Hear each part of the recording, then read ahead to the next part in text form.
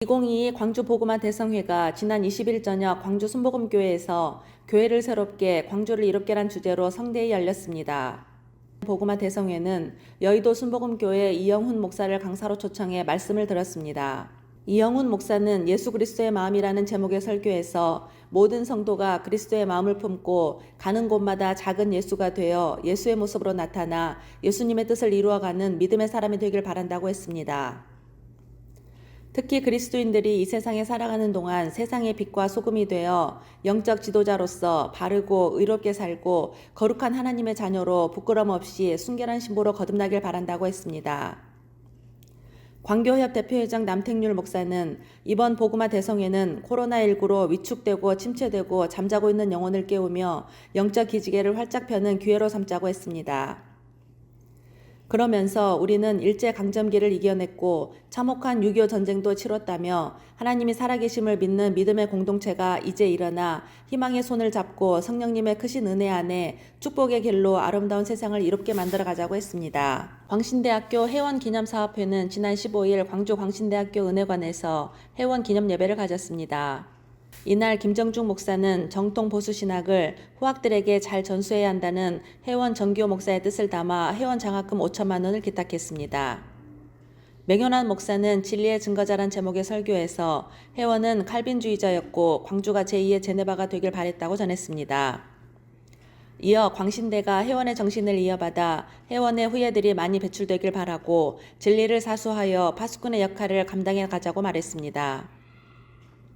광신대 김경윤 총장은 마지막 시대에 정기호 목사의 정통 보수 신학을 든든히 지키고 후손들에게 전수하기 위해 회원 기념사업회와 광신대학교가 최선봉에 서서 사명을 감당하겠다고 했습니다. 기념사업회는 이날 정기호 목사의 신앙관 중 하나님의 백성으로서 정체성과 종말신앙을 본받자는 의미로 내가 선 곳이 지구의 중심이다라는 문구를 새기고 기념비를 광신대학교 정문에 세우고 제막식을 가졌습니다. 2022 생명나눔 후원의 밤 행사로 11월 21일 저녁 광주 김대중 컨벤션 센터에서 희망의 씨앗 나눔 콘서트가 열렸습니다. 황정숙 사회자의 인도로 시작한 생명나눔 행사에서 생명나눔재단은 나눔을 통해 행복한 사회를 만들어가고자 하는 취지를 설명하고 생명나눔 유공자에게 감사패를 수여했습니다.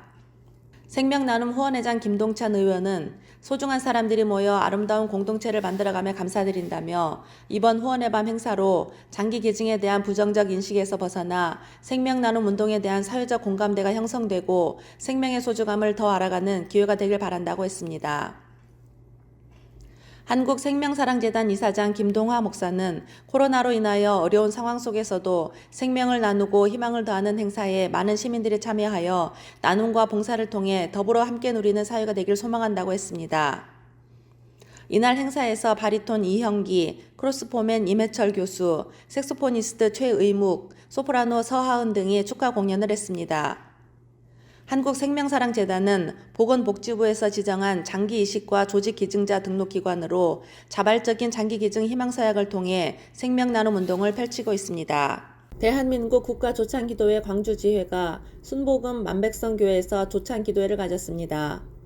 정석윤 목사의 인도로 시작한 조창기도회에서 심원구 장로가 기도하고 임역원들의 특송 후에 박림교회 김원웅 목사가 지붕을 뚫은 사람들이란 제목으로 말씀을 전했습니다. 김원웅 목사는 예수님은 오늘도 지붕 뚫을 자를 찾고 있다며 우리 주변에는 예수님을 향해 한 발자국도 나아가지 않은 자가 많다며 절망 속에 있는 심각한 영적 중풍 환자를 위해 중보 기도자가 되길 바란다고 했습니다. 국가조창기도회 김용배 회장은 이 나라를 위해 깨어 기도하는 국가조창기도회 회원들이 있어 큰 힘이 된다면서 굳센 믿음과 용기를 잃지 않고 믿음으로 승리하길 바란다고 했습니다. 조창기도회에서 김경천 장로, 나종갑 목사, 신정식 장로가 정치화, 사회, 차별금지법 철폐와 국가조창기도회를 위해 특별 기도하는 시간을 가졌습니다.